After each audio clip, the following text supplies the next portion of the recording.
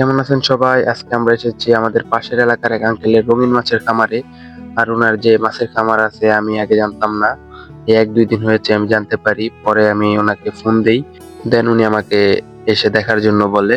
তো যাই হোক, উনি মূলত ওটো ব্রিডের মাছগুলো পালন করে, যেমন গাপ্পি, মলি, টেট্রা, শর্ট টেল ইত্যাদি।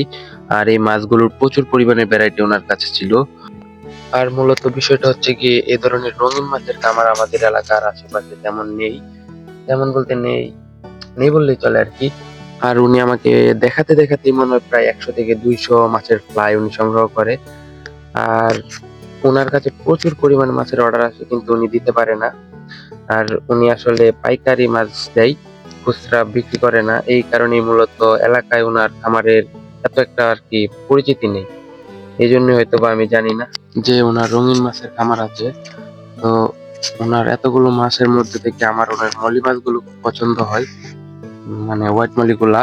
আর আমি ইদানিং কিছু মলি সংগ্রহ করছি, সে কারণে ওনার কাছ থেকে আমি ৪টা মলি মাছ নিয়ে আসি।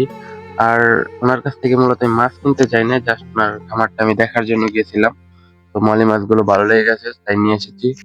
আর এই হলো মাছগুলো। তো যাই হোক, এই ছিল। সবাই ভালো থাকবেন। আল্লাহ হাফেজ।